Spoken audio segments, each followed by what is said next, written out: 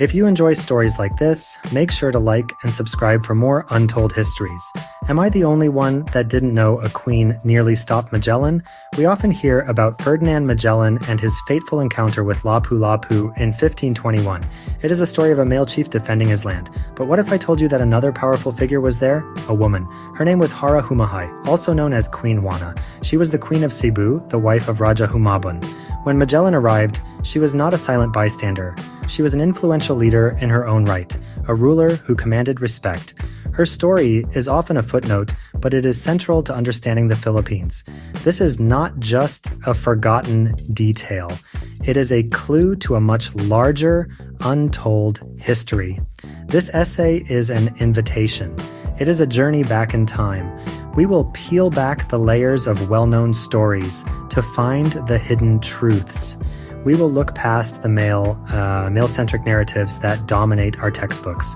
Our focus will be on the women who shaped the archipelago. From ancient warrior queens to modern-day leaders, their strength has been the bedrock of the nation. They were not just wives, mothers, or daughters of great men. They were the great women themselves. So join me on this exploration. Let us uncover the badass history of the Philippines, a story of incredible women, fierce warriors, and enduring love. Before the Spanish cross and sword arrived, the islands we now call the Philippines were a tapestry of vibrant kingdoms and societies. Women held positions of immense power. They were not confined to the background. Hara Humahai was a perfect example. Her conversion to Christianity was not a sign of submission. It was a strategic political move made by a savvy ruler navigating a complex situation. She understood power, diplomacy, and symbolism. She saw the Santo Niño, the statue of the child Jesus given to her by Magellan, not just as a religious icon, but perhaps as a powerful amulet, an object of spiritual significance in her own worldview. Her story sets the stage for everything that follows. It reminds us that to understand the Philippines, you must understand its women. Their resilience was not born from centuries of suffering. It was forged in an era when they led, fought, and ruled. They were the spiritual anchors of their communities as Babaylan or high priestesses. They were the keepers of culture, the narrators of epic tales, and sometimes the commanders of armies. This is the legacy that runs through the veins of every Filipina today. It is a history that is too powerful, too important, and too badass to remain in the shadows. Let's bring it into the light. Long before the name Philippines was ever uttered, the archipelago was a mosaic of thriving societies. This was a pre-colonial golden age. Trade routes connected the islands to China, India, and the rest of Southeast Asia. Gold was so abundant that even the common people wore it. In these societies, power was not exclusively a man's game. Women enjoyed a level of equality that would be lost for centuries. Their rights were enshrined in custom and law. They could own property, inherit leadership, and even divorce their husbands. This was not a primitive society. It was a sophisticated one with a deep respect for balance. At the heart of this balance was the Babaylan. She was the community's spiritual leader, a high priestess who communicated with the spirit world. The Babaylan was a healer, a wise woman, and a keeper of epic histories and genealogies. She presided over every important ritual, from birth to death, from planting to harvest. Her influence was immense. A king or a datu would not dare to make a major decision without consulting her. She was the moral and spiritual compass of her people. Her power was not derived from a husband or a father. It came from her wisdom and her connection to the divine. But the power of pre-colonial women was not limited to the spiritual realm. History tells us of warrior queens and princesses. There was Urduja, a legendary warrior princess from Pangasinan. Epics describe her as a skilled fighter who would only marry a man who could defeat her in combat. While some historians debate her existence, her story reflects a culture that was comfortable with the idea of a woman in command. In the south, in the sultanates of Mindanao, women of the royal court held significant political influence. They were advisors, diplomats, and power brokers, shaping the destinies of their kingdoms. These were not exceptions to the rule, they were the rule. This era shows us a Philippines where strength was not defined by gender. Women were respected partners in building society. They were traders, artisans, leaders, and fighters. The arrival of foreign colonizers would drastically change this social landscape. The Spanish would try to impose a new order, one where women were expected to be meek, modest, and confined to the home.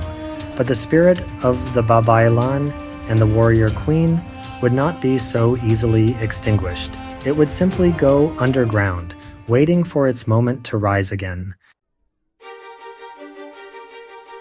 The arrival of the Spanish in the 16th century marked a profound and violent shift in the archipelago. The goal was simple: God, gold, and glory. Colonization began in earnest, and with it came a systematic effort to reshape Filipino society.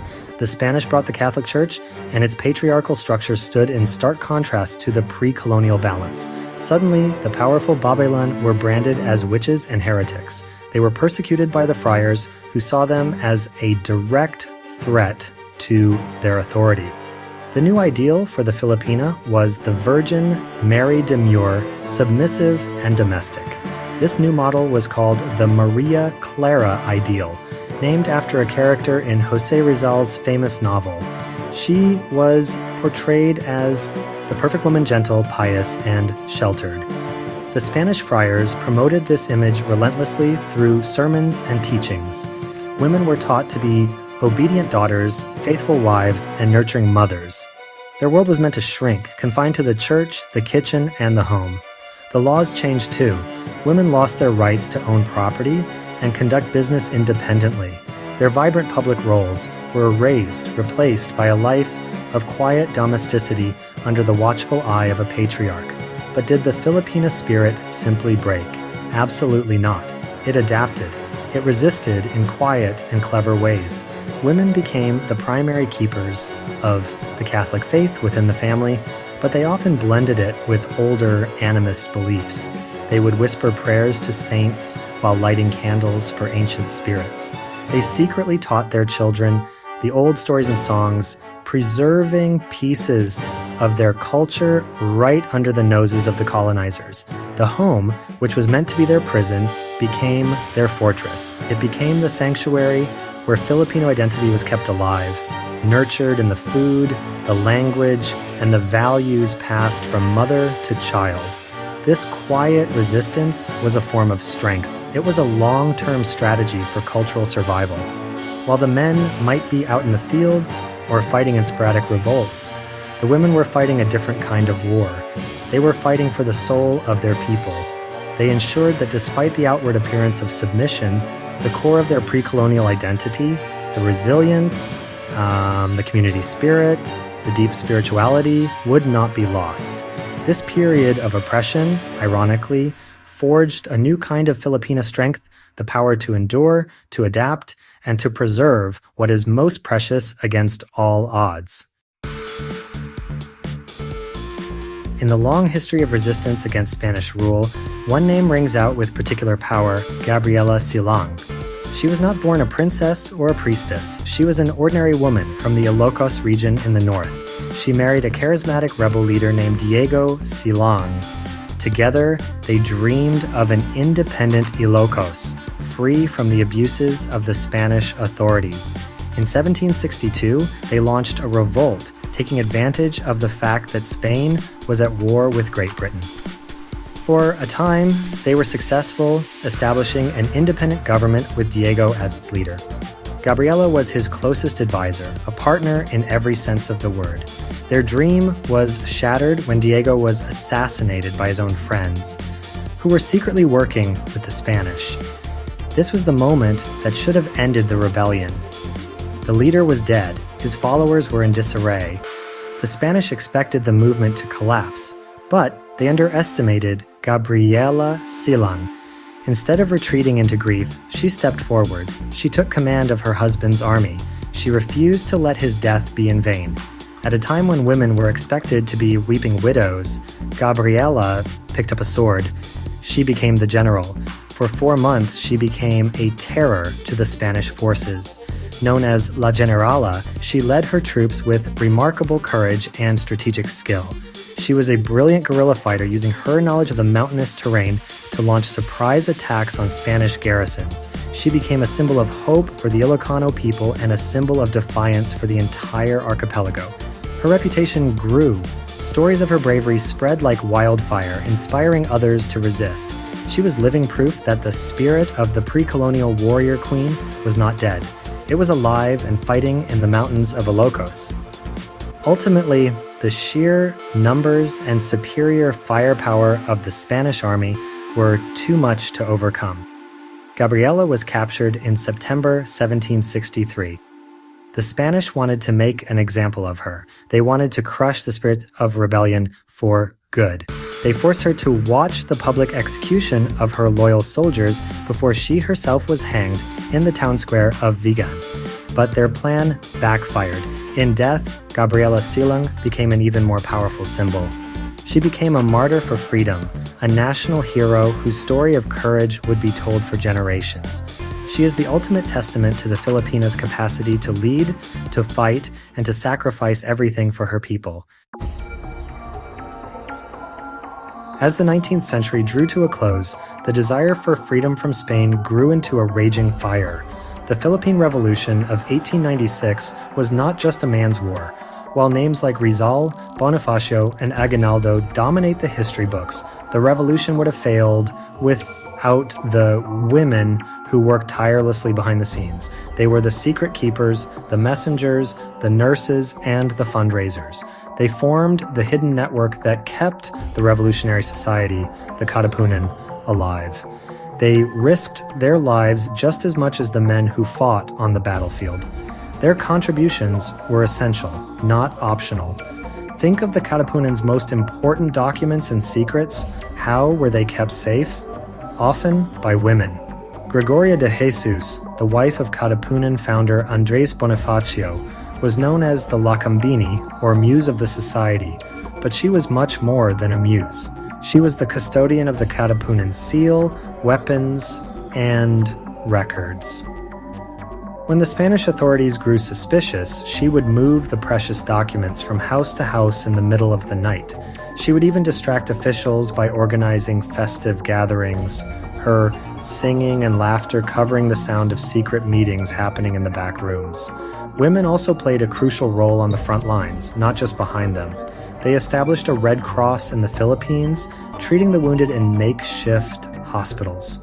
Trinidad Texan is remembered as the mother of Biak Nabato. She was a nurse who fought in 12 battles, often while nursing soldiers back to health near the line of fire. Another hero, Teresa Magbanua of Iloilo, was a skilled horsewoman and marksman, known as the Visayan Joan of Arc. She was a school teacher who became one of the few women to lead troops in combat against both the Spanish and, later, the Americans. These women were driven by a fierce love for their country. They were not just supporting their husbands and brothers, they were active participants in the fight for liberation. They understood what was at stake. They were fighting for a future where their children could be free from oppression. Women like Melchora Aquino, an elderly woman affectionately called Tandang Sora, turned her small store into a refuge for sick and wounded revolutionaries. She fed them, treated their wounds, and gave them encouragement. Her simple acts of compassion were acts of revolution. She was the heart of the movement, providing the care that fueled the fight. The Philippine Revolution was a partial victory. Independence from Spain was declared in 1898. A new flag was raised, a republic was born, but, the celebration was short-lived. A new colonizer was waiting in the wings. The United States, having defeated Spain in the Spanish-American War, decided to take the Philippines for itself. The Filipino people, who had just fought for their freedom, now had to fight a new, more powerful enemy. The Philippine-American War was a brutal and bloody conflict. And once again, women were at the center of the struggle. The fight for independence did not end on the battlefield. It moved into the political arena, into classrooms, and into the arts. During the American colonial period, a new kind of Filipina leader emerged. These were the suffragettes. the women who fought for the right to vote. They argued that if they were capable of fighting in a revolution, raising families, and building communities, then they were certainly capable of casting a ballot. Leaders like Concepcion Felix de Calderon and Pura Villanueva Calao organized tirelessly. They wrote articles, held rallies, and lobbied politicians, demanding a voice in their nation's governance. Their struggle was long and difficult. Many male politicians were resistant, clinging to the old colonial ideas about a woman's place. But the women were persistent. They framed their argument in a uniquely Filipino way. They argued that giving women the vote was not a radical Western idea, but a return to the spirit of the pre-colonial past, where women were respected partners in society. Finally, in a 1937 plebiscite, an overwhelming number of women voted in favor of suffrage. They won their fight. It was a monumental victory that proved the Filipinas' political power and intellect. This era also saw the rise of Filipino educators, writers, and artists. They used their talents to explore and define what it meant to be Filipino in a rapidly changing world. They championed education for women, believing it was the key to national progress. They wrote poems and stories that preserved Filipino culture while also engaging with modern ideas. This was a different kind of battle. It was a fight to shape the nation's identity from within. And these women were building the intellectual and cultural foundations of a modern Philippines, ensuring that the nation's soul would be as strong as its desire for political freedom. Fast forward to the latter half of the 20th century, the Philippines was under the grip of the Marcos dictatorship. For 2 decades, civil liberties were suppressed, political opponents were silenced, and the economy was plundered. The nation was shrouded in a climate of fear. The fight for freedom seemed like a distant memory.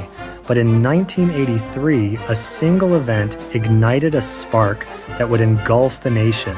The opposition leader, Benigno Ninoy Aquino Jr., was assassinated upon his return from exile. His death became a rallying cry for millions of Filipinos who were tired of living in fear. The person who became the reluctant symbol of this new movement was his widow, Corazon Cory Aquino.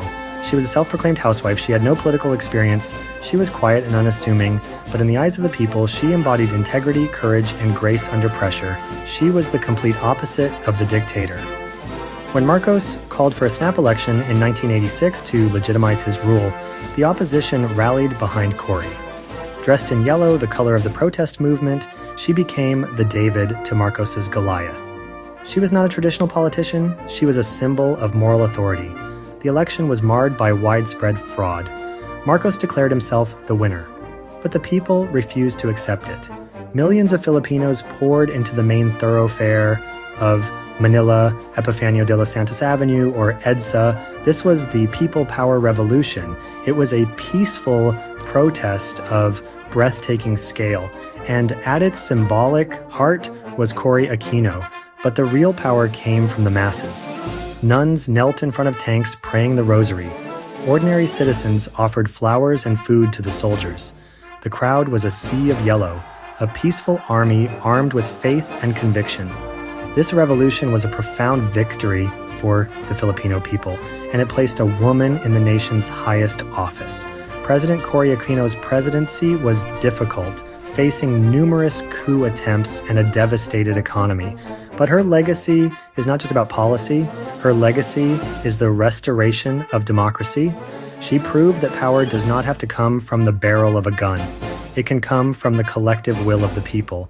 She embodied the quiet, resilient strength that has defined the Filipina for centuries. She was not a warrior queen like Gabriela Silang, but she toppled a dictator all the same, proving that leadership comes in many forms. In the modern era, the story of the Filipina has expanded beyond the shores of the archipelago. Today, millions of Filipino women live and work abroad. They are part of the vast Philippine diaspora.